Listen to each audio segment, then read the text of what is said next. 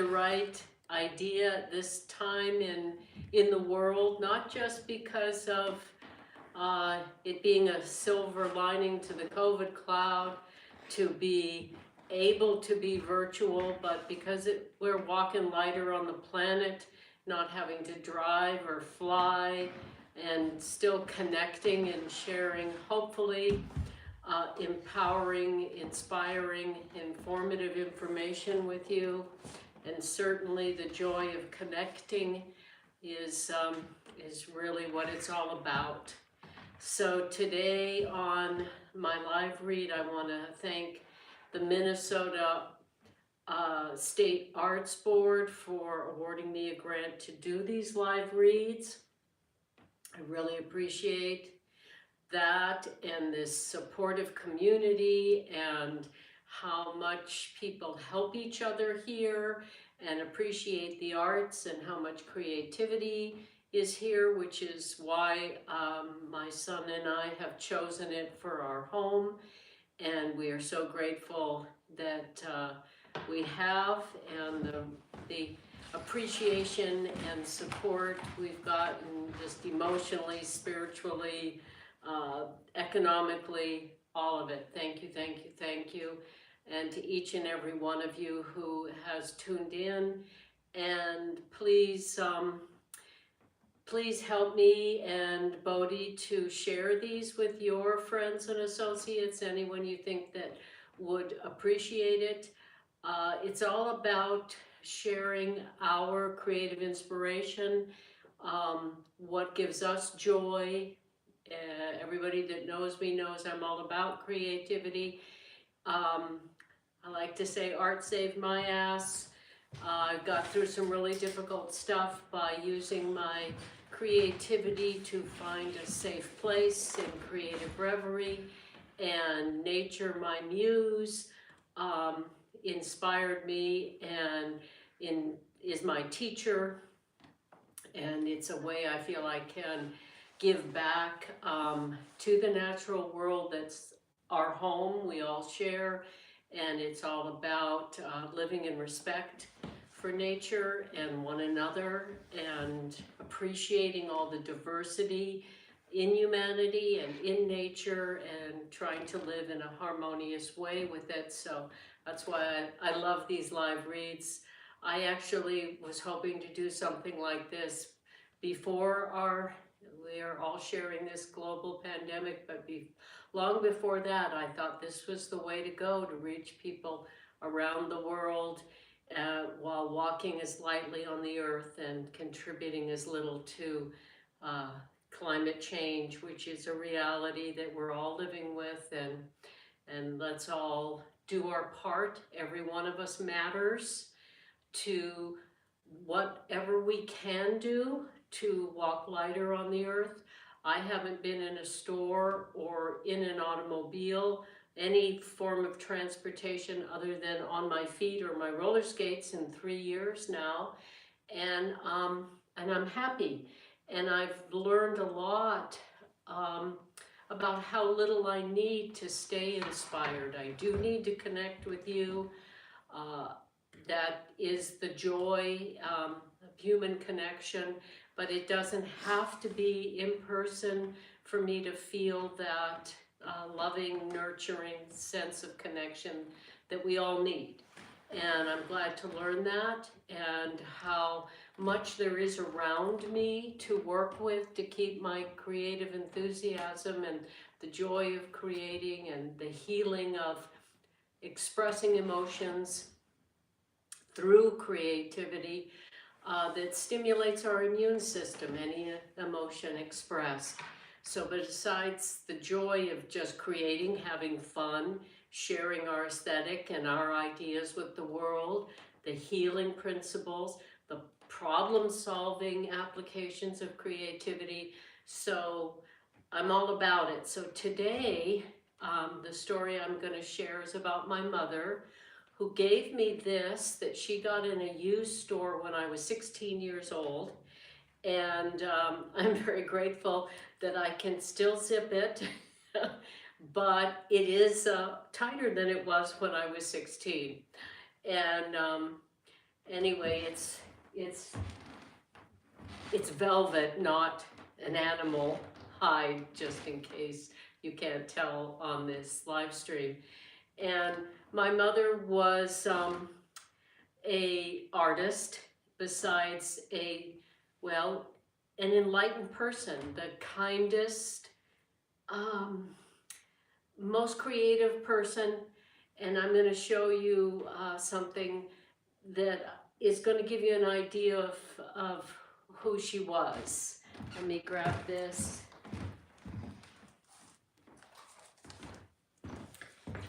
This is something I treasure. It's a box she made out of leftover kitchen shelf paper. This is literally a napkin she cut up and made a sweet little bow for the top of it. It's kind of octagonal, and she had a gift inside of it.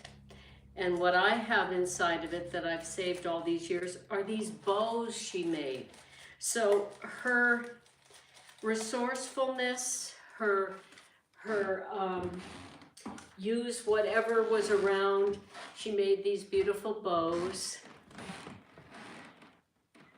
just with scissors. It was just ribbon that was left over, and she tied little and cut little ornaments. So whatever she had, and we didn't have much. She took care of her 4 children after my father left, working in a factory, even though she was fine art trained. So there wasn't much to work with, and so we did the best we could with what we had, which I think no matter if we're fortunate enough to be born into wealth or have an easy time making money, we still should use what we have. And if we have extra, share it with others. This was Massachusetts School of Art that she graduated from. This is her yearbook. And I'm going to, in it I have a couple letters. This was her, you know, here's how she wrote a letter. Bring it a little closer. Everything needs to be a close-up. A piece of tissue paper. Let's Take your time. this is, you do this part now. This actually, these are the 3 notes I had from her throughout my life. She and I both share what I call correspondence challenged.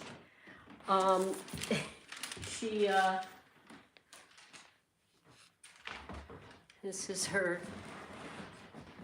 That one note has in it what inspired my book title, A Friend Reading. Would you show her? This was her college photo, and she sent me one of those notes, said, did you know you have inner incandescence, dear? And my friend suggested incandescence as the title of the book, which I really appreciated, and that's why the book is called Incandescence Rising Above Darkness. And the story today is going to be about her, and it's going to be about feelings. That's the theme today. So I'm going to first show you the piece of art that, maybe you want to do this. Art is before the story. This is called Reverse Space Bird. There's 2 pieces there. So.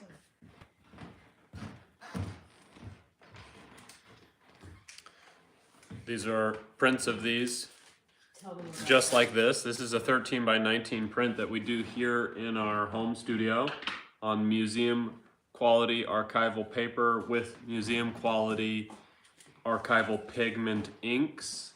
that means that they won't fade Or yellow for like 200 years or more.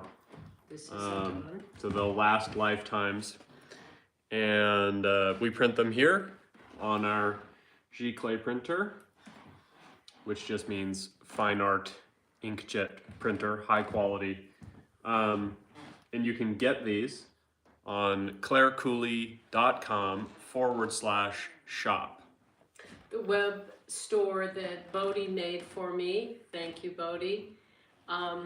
It's fabulous that my mother and I work together, and my son and I work together. He has technical skills I do not have, and I have skills he doesn't have. So, you know, it always takes a team to, you know, bring our work, especially art, out to the world. So I'm so grateful that my mother was an unconditionally supportive advocate. Though she was fine art trained in one of the best fine art schools in the nation, attached to the incredible museum in Boston, I'm self-taught, and she said to me, you know, the rules don't matter for you. You just have to forget them if you learn them. You follow your instincts, you have your own way, and that is how it should be for you. So even though we were entirely different, as I'm entirely different from my son, she believed in me as I believe in Bodie, and our aesthetics, what we're curious about, what we want to create, totally different. She was really excellent at drawing people. She didn't have much time to do her art. She had very, very severe asthma and 4 kids and an alcoholic husband before he left. And so there wasn't much time for her to do her art, but she did just sketch people, and you could see what they were feeling in just a few minutes sketch. She was really, really excellent. And we, like I said, a well-trained, consummately educated, and she called me the elegant primitive, and I called her the articulate bag lady, because she was so humble. She often looked like, as this story is going to share with you, so I won't say more about that. But I'm going to, we're going to give you a tour of this room. And the theme for the story and today is about feelings. And I'm going to show you a piece of art I created called Feeling Free. And it's across the room. You want to do that now? Sure, let's do a little tour now, and then we'll read the story and talk more and answer questions. Yeah. So as those of you who have my book or have been here before know, there's 68 pieces of art in between my 52 stories, because for me, creativity flows in any direction, can flow in any direction, and I've always loved exploring all of them. So let's just take a little tour around this room and show you, let's just go clockwise here. Here's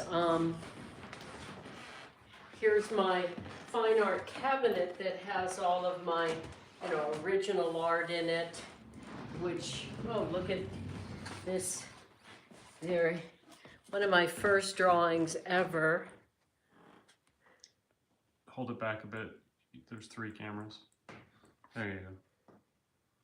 Nice. Yeah, so it's one of the very first, back when I signed like an insect landed on the drawing, just my little initials. And here's my fine art, a cabinet that was a drafting table that somebody donated, and I did this inlay on top of it. It's just veneer paper. So can you get in there and show that? Excuse the light. Yes, we're Mother-Son Productions. Bodie named us and asked me to work with him, and so we do it all. We're just a two-person production studio, so the living room turns into... So there's a piece of original art that's a pastel there, and then there's small prints, and there's another, my very, very first piece of art. I told this story before, but a man was going to throw away those ink bottles, and I said, don't waste that, don't throw that away. And he, what are you going to do with it? And I put a piece of paper down, and that came out. So I didn't even, at the time, I thought I was going to be a dance therapist, use dance for healing, which I did, and still use in my art, but in my practice, in my life, with creativity clients. But I didn't know I was going to be doing so much visual art. I fell in love with Sumi painting, the ritual, the meditative practice of mixing the ink in the stone.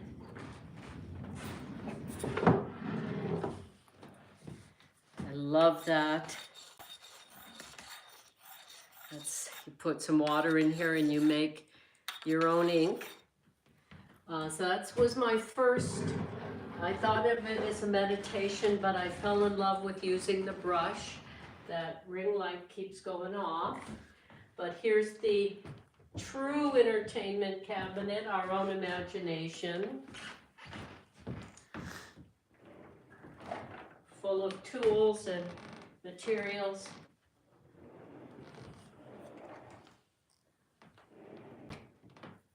You can see,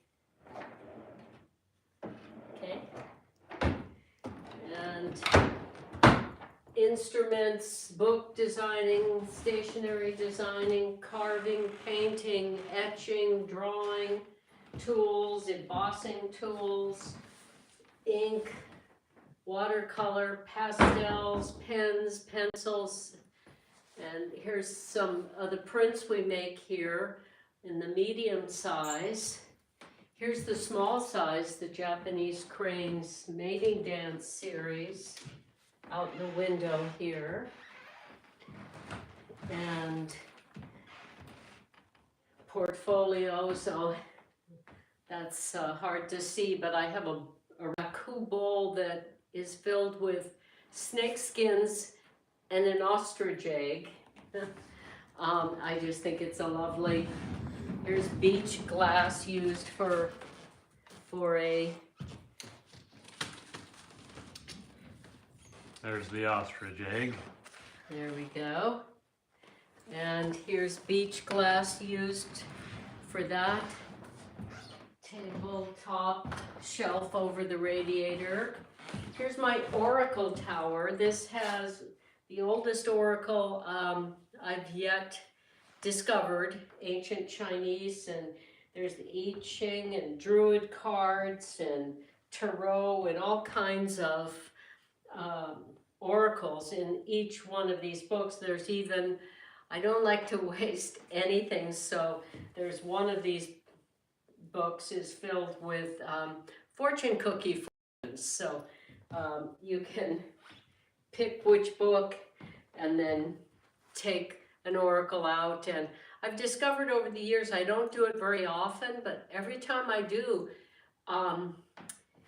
it's either an example that we can find or make meaning out of anything, or there is something magical, mystical, and somehow those I've done it with, for, and myself, there's always some special meaning to what comes out of the oracle tower. So here's the origami bouquets and another set of 7 cards and the egg nest collection. And here's a piece in 48 different languages that I cut stencils to do a program at with the youth at risk up at the hills, and we made banners from floor to ceiling that hung in their cafeteria. And so here's the feeling free. Often my art comes from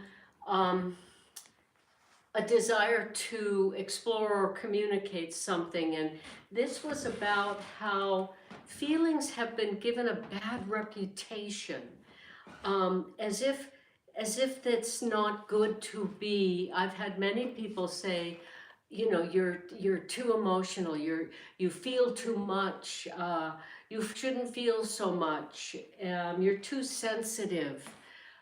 But the truth is, feelings initiate thoughts. Feelings expressed stimulate our immune system.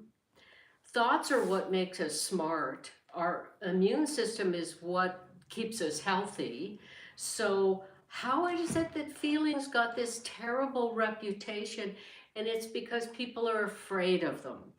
And they often put them in boxes, and as if showing emotion is a sign of weakness, and I believe it's a sign of strength and courage.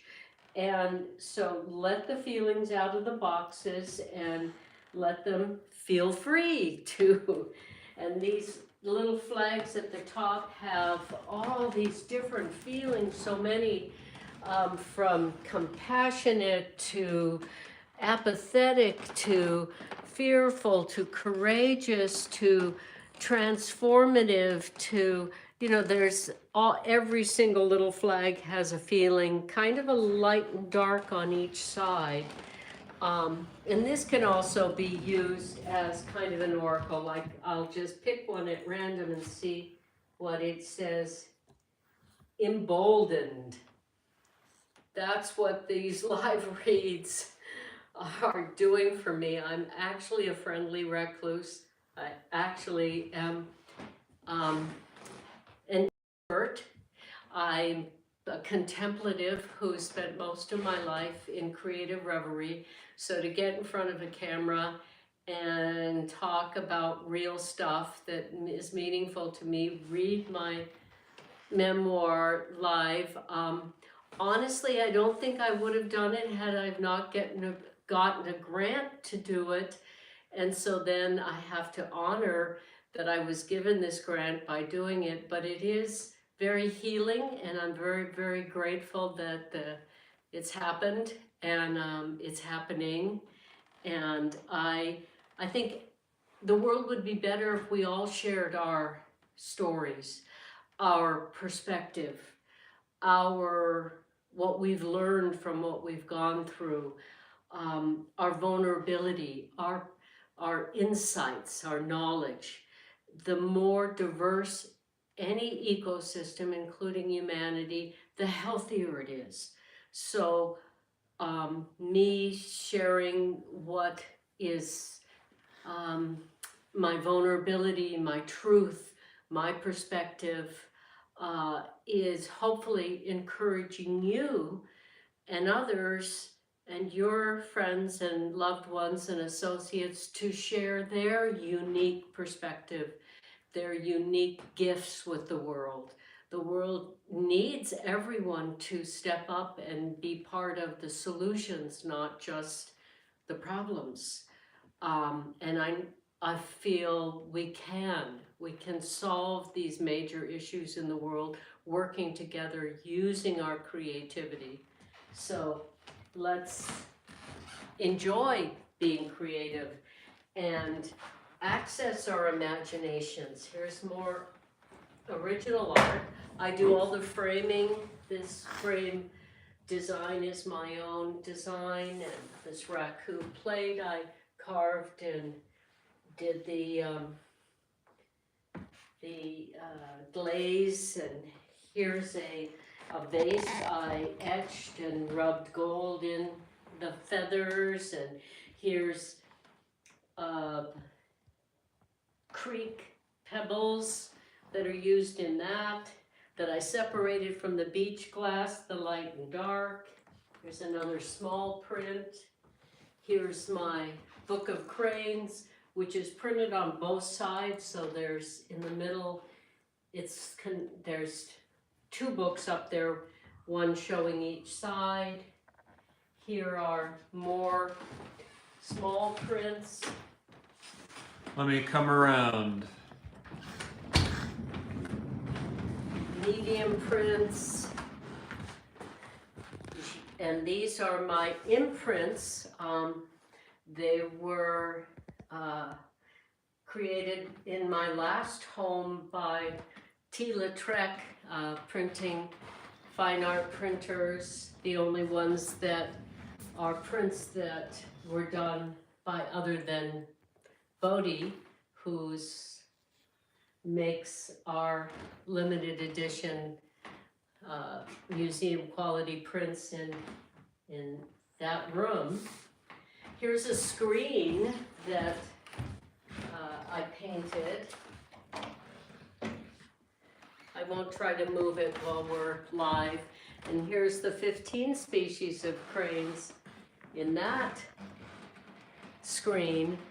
So I designed this bench that's full of my stencil materials. I designed the cabinet that used to have regular entertainment stuff in it. Now it has the true entertainment, the imagination tools, and the bench that goes with it is also full of supplies. Even these stools here are full of supplies, so that I can have a lot of tools and materials without it looking, crowded and messy. I love to keep it neat so my mind can focus on the creative project. I love to be able to go right to the tools and materials I need for me or the creativity retreats I do for groups or individuals. I like to just be able to find what the inspiration calls for without giving any time to get distracted or get frustrated looking for things. So everything is an opportunity to organize. I didn't mention these portfolios on the floor are full of photographs of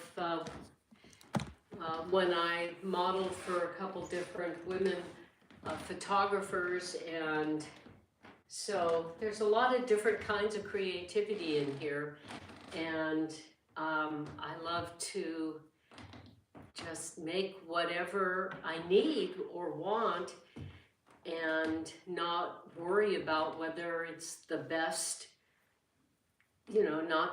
not compete with anyone, including myself, just enjoy the process. So there we go. So maybe it's time for the story, and then we'll answer some questions that are coming in. Great. All right. So the story is coming up, and it's the chapter 34. It's called Orchids, Apathy, and Understanding.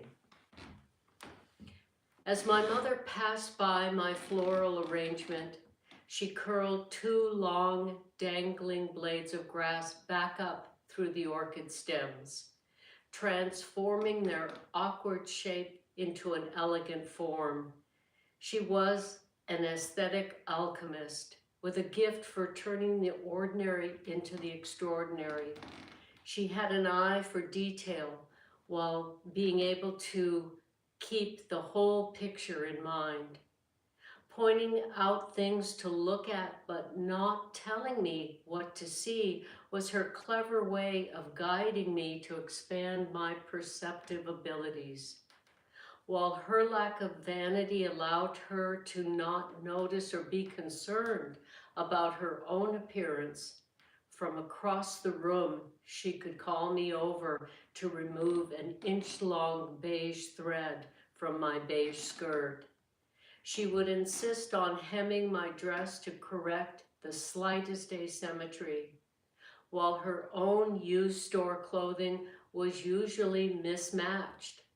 I finally overcame any embarrassment over my mother's humble appearance at one of my exhibitions when I gave her a gorgeous flowing royal blue and silver dress to wear.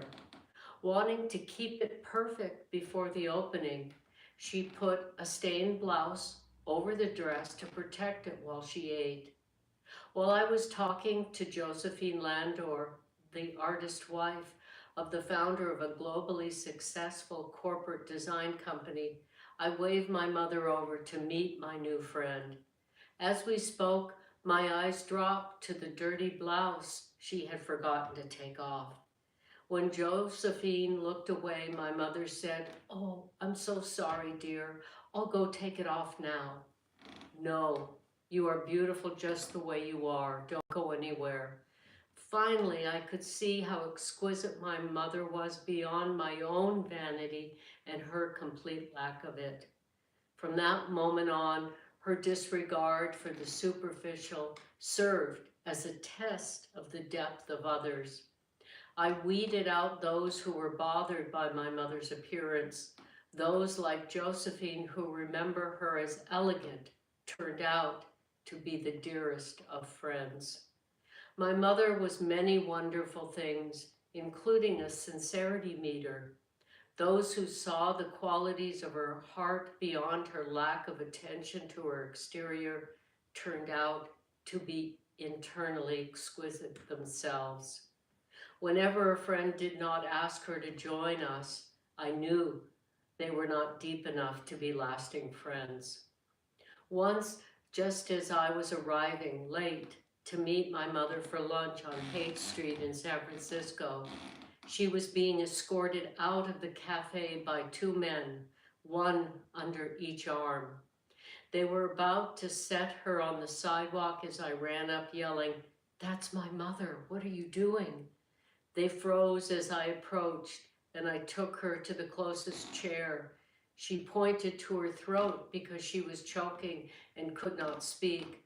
I gave her a napkin and stood covering her from the onlookers, saying, "It's okay, I'm here." She looked up at me, relaxed a bit, and spit up a small chicken bone she had accidentally swallowed in their soup. We both started to breathe again. I hugged her for a long time. I felt a terrible rage. She saw the fury in my eyes and said, "Claire, it's okay." With the tears I was trying to hold back bursting out, I said, "What if I hadn't come when I did? They were putting you on the sidewalk." They had assumed because of her humble appearance, she was a street person. They must have thought she was drunk because she could not speak while she was choking. She said, "They see so much pain that they are numb. Not everyone has the strength to keep feeling and seeing without looking away like you, dear." She always called me dear, and she always meant it. I said, "I'll get you some water." I went to the counter where the owner and two men stood perfectly still. As I walked to the counter, everyone watched in silence. I picked up a glass, filled it with water slowly, and set the pitcher down. Everyone in the cafe held their breath, wondering what I would say or do. I brought my mother the water. As she drank it, the only sound in the cafe was her swallowing. When she finished it, we got up and left. As we were leaving, I shouted silently, without uttering a sound, that she was the kindest, deepest, smartest, funniest, sweetest, most delightfully creative person you could have ever met, but you do not deserve to meet her. So for her, I stayed silent as we went home to her lovely orchids, leaving their apathy behind.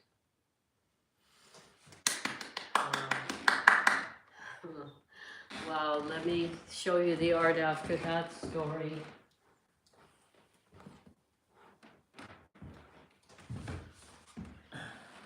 Yeah. There you go. Here's the one of the few times it's literal, because that's the Can you hold it? Because I can't see the screen right now. One moment. one of the few times that the art is literally connected to the story. Most of the time it's just a moment of meditative visual break from the story, clear the palette of the heart. This is actually the arrangement that the story mentioned. Tiger orchids. So that I know that a lot of people have told me some of the stuff that is in my book and happened in my life is some really tough stuff, and yes, it was. But I also had an enlightened mother, and kind, always, instantly forgiving, understanding. I strive to be like her, but I am not her. I get disappointed. I get annoyed at people. I have to work to forgive people. It was effortless, spontaneous with her. And so, you know, I don't feel bad or guilty that I'm not her. She liked my spunk, and she, you know, she just was a completely unconditional advocate. She always listened to me as if what I was saying was important. I feel for people that didn't have that growing up. And I did have the dark and light, which is why the book is called Incandescence Rising Above Darkness, because there was also a lot of challenges and a lot of wounded people trying to take their wounds out on others, and I happened to be in the line of fire for some very serious stuff. But I also had this example of a person that knew what was most important in life, which is we forgive others for ourselves, not for them. Whether they deserve it, ask for it, acknowledge what happened, doesn't really matter. It's our hearts the hurt stays in if we don't. So we deserve it. And it's not always easy, and there are some things in my life I've had to work very, very hard to get there, and some that I'm still working on. So I am human, and I am not anywhere near perfect. So would you you have some questions? Yeah, well, first we'll go through the comments. Okay. So we're streaming on YouTube, Instagram, Facebook, so depending on where you are, you may not see the comments or the questions, and some of them even get text in, so we're trying to connect everybody, and it's not a perfect system, but we're doing our best. yes, and thank you all for joining us. And Thank you. Tigger Tiramisu said, I love seeing the beautiful keepsakes from your mother, and so inspired by the interactive art pieces like the feelings bursting from the boxes. Thank you. And I do want to say a little more about that. Thank you for saying that, because it reminded me that part of what inspired me to do that is this often putting people in boxes and putting feelings in boxes is often ascribed to the masculine.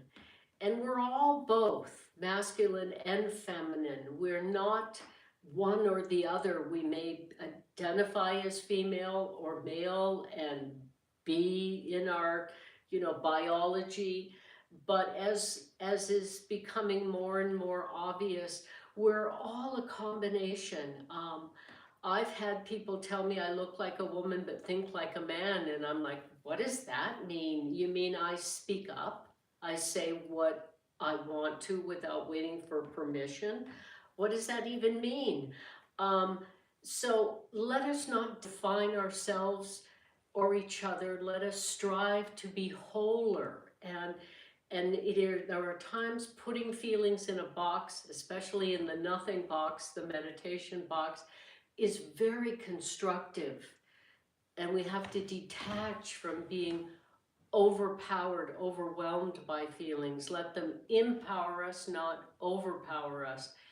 But there are times where feelings are our advocates, they're our teachers, they're an early warning system. They stimulate thought, they stimulate our immune system. So there is time to feel and there is time to detach, and doesn't matter whether we're male or female or both or neither.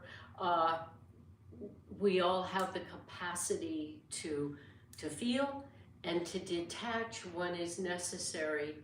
And the more we understand that and stop labeling each other, the world, and strive to be whole among ourselves and accept others as whole, I think the more peace we'll be at and the world will be at. So that's that. Thank you for your comment that triggered all that, why I did that art piece.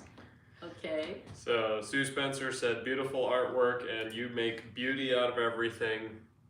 What a kind and beautiful thing to say, my beautiful friend, and you as well, in beautiful musician, beautiful person, and we share having a beautiful mother. We got to do a documentary on Sue's mother that, listening to her, I heard her say, we made our own fun, which became the name of the feature-length documentary we did on JoJo. What a gift that was. Sue, thank you for asking us to do that, and what a beautiful person we got to know through that project. Lovely memories. And Pamela Carbon, oh, I've heard the same thing, too sensitive, etc. Yes, can I comment in response to that? I've heard you're too sensitive many, many times in my life, so many times that I came up with this response, which is, I've never once in my life heard someone say, I wish the world had more insensitive people in it. Nobody wants to live in that world. So if a person is sensitive, it's a gift. And nobody wants people to be more insensitive unless they're wishing that they weren't hurt by something irresponsible or unkind that we said. That's when people say that. So sensitivity is how we make beauty in this world, how we solve problems, how we intuit when a person needs a hug or needs to be fed. So sensitivity is beautiful, and it's hard to manage at times, but nobody wants to live in a more insensitive world. So there you go. Bo? Yes. With the ring light keeps going. Yeah, this ring light's broken. Okay. So we're gonna give that ring light a bad review on Amazon. It keeps going off. I'll get you the other one next time. Okay, no problem. Okay, and then so we got a question from Jerry. Is we also have some that people send us texts and emails. Jerry is wondering, what is the glowing orange thing in the background? And I'm assuming he means these. Oh, that is a salt crystal orb. And there's more here. You have another one here that's made up Yeah. of little. There is, we all have our eccentricities, our styles, are what makes us unique. And one of mine is, my mother tells a story, ever since I could walk wherever we went to a new place. I would survey the whole time we were there, and I would pick up a little stone and I'd put it in my diaper and bring it home. So I was really young when I started collecting rocks. And then County Clare in Ireland, my namesake, the way my name is spelled, Clare, is all stone, which I didn't know until I went to Ireland. So there is something, I have a connection to stone, and I love it. And my family on trips would try to distract me when there was a rock shop, because I have to go in it. I don't buy anything in department stores or fancy shops. I don't care. I love to make things and get things from used stores, but passing a rock shop is nearly impossible for me. I have to go in, and so there's something about stone that's, here we are, here's stone. This is actually horn and bone. This is stone. This is stone, that's from England. So yeah, stone. And it's all precariously balanced, of course, so. Well, that's another thing about the feeling free, is there's something, one of my eccentricities as well, I love to dance on roller skates. I play a bamboo flute where you can hear every sudden little breath.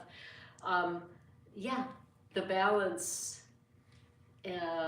is intriguing to me, inspiring to me, and sometimes annoying to others. Okay. So Monica asked, you work in so many different mediums, how do you know it's going to be good if you do something for the first time? You do so many things. Smiley face.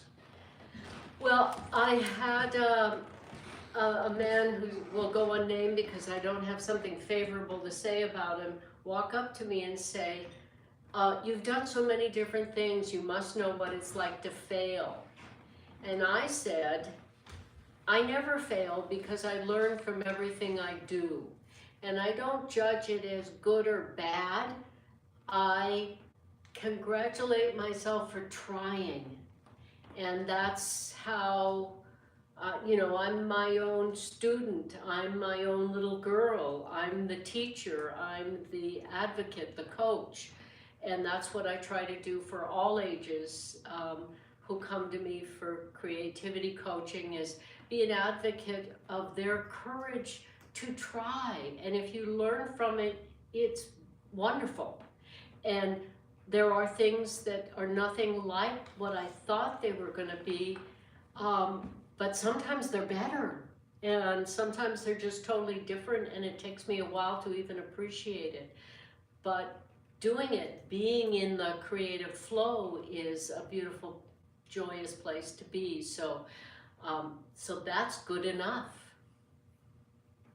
Nice. And next thing.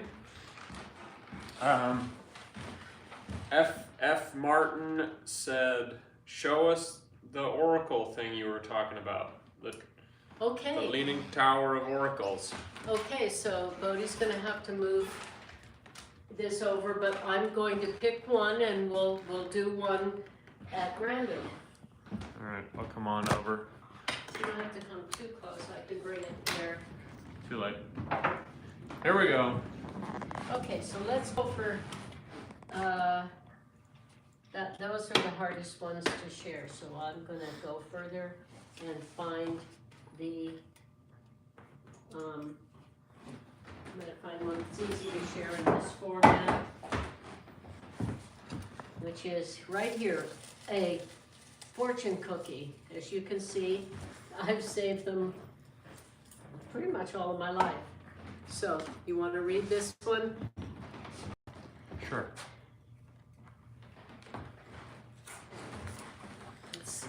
When the mouse looks upon the cat, there must be an escape route nearby. Well, that is really esoteric. Well, When the mouse looks upon the cat, there must be an escape route nearby.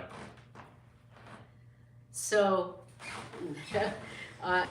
I'm going to extrapolate that, talking about, facing our fear of not being good enough, of being a failure, that holds a lot of people back from trying to a creative idea,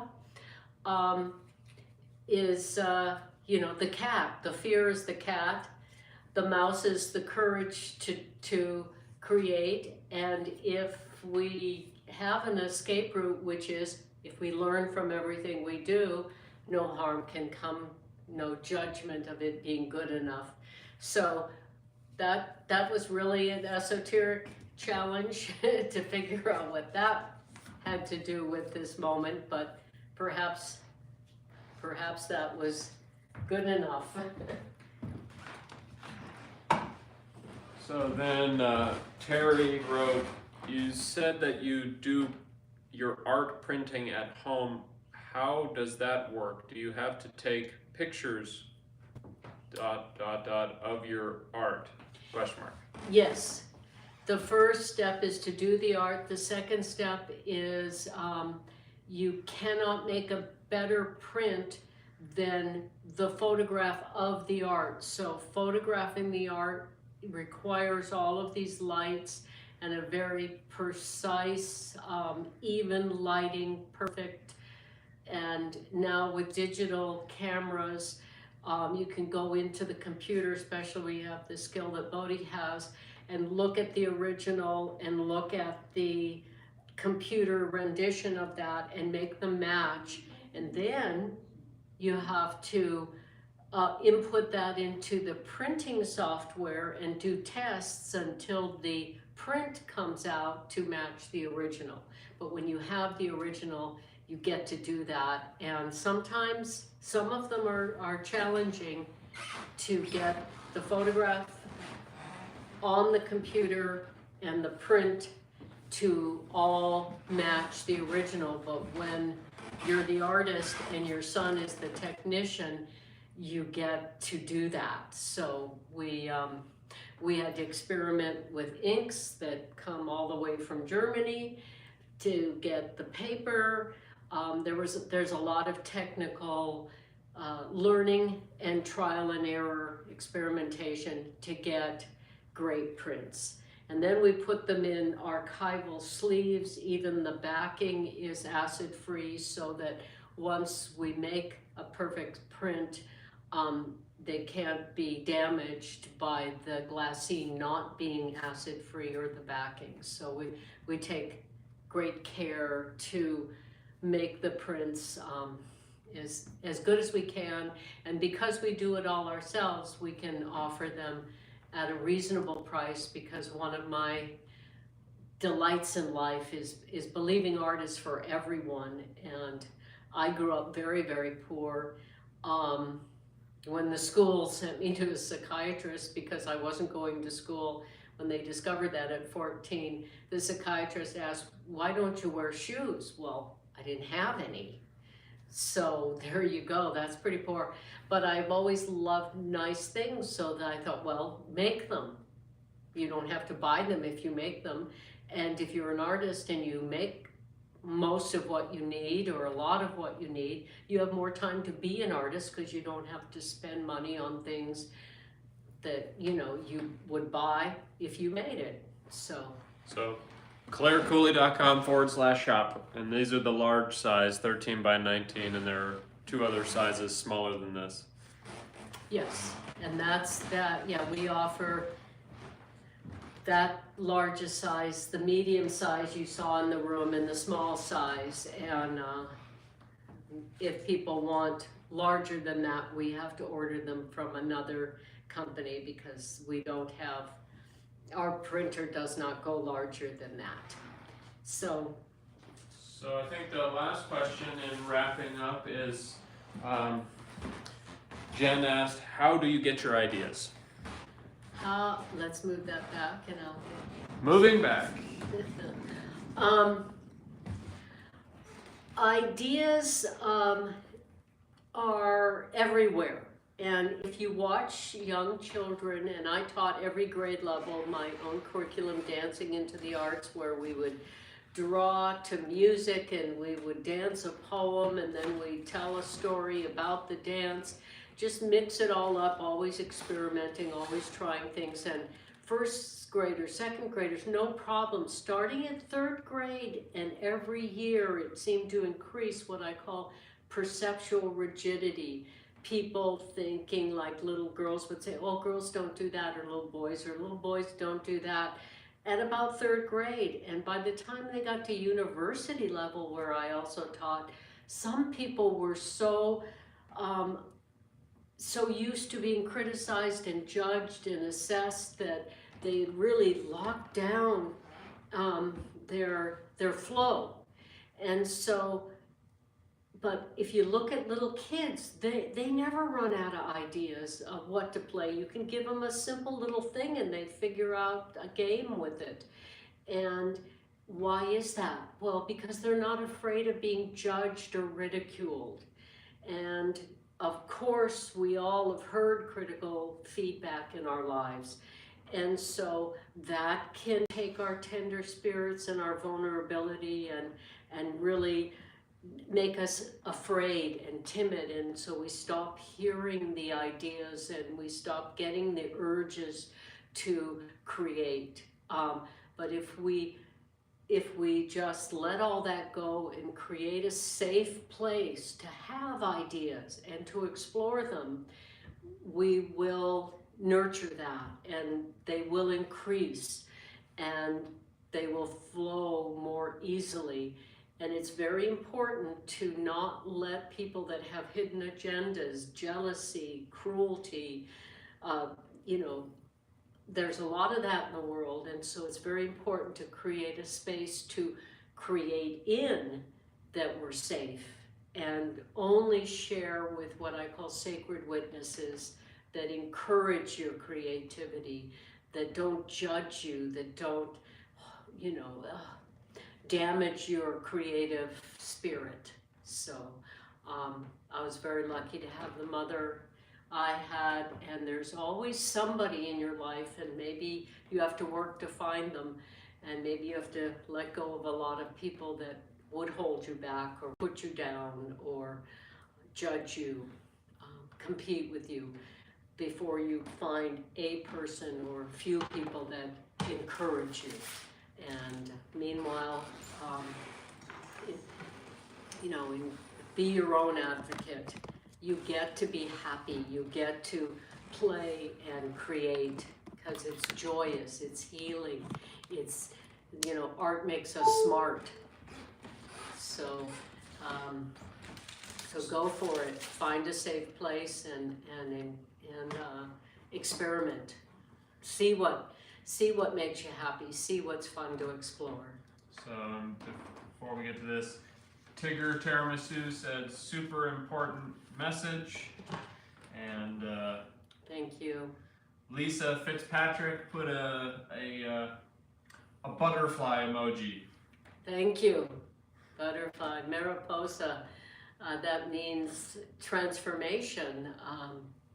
So yes, I love what Lisa said to me quite a while ago when I had done some creativity coaching with her. She said, you see the best in people and you show it to them, you bring that out. And what a lovely thing to say, and obviously I remembered it because it means a lot to me, and what a wonderful thing my mother taught me how to do. See the best in people and try to reflect it back to them. And we should do that for ourselves as much as possible. Ready for the outro? So yeah, Yep. Thanks each and every one of you for being here. I really appreciate it. It really feels, warms my heart, and thank you so much to the Minnesota State Arts Board for awarding me the grant to do these live reads every Saturday at 2, and to Perfect Duluth Day for the article they did, and Abigail Blonigan, thank you very, very much. And if you want to see any of these live reads, they are recorded, and if you go to incandescencebook.com, you can see the previous live reads and this one after it's done, and come back at 4 to see Bodie's reading his sci-fi thriller Northport 1999, and his YouTube channel Bodie the Movie Maker, and mine The Creativity Show. And we really appreciate you telling others about this, and hopefully sending some feedback and questions.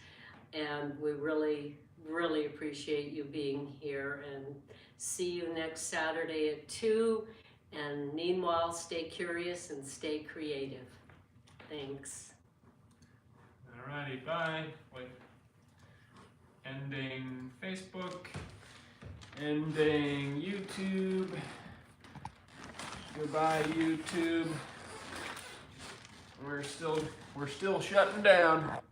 Bye, everybody. Thanks so much for tuning in. Jeez, my phone is hard to get out of here.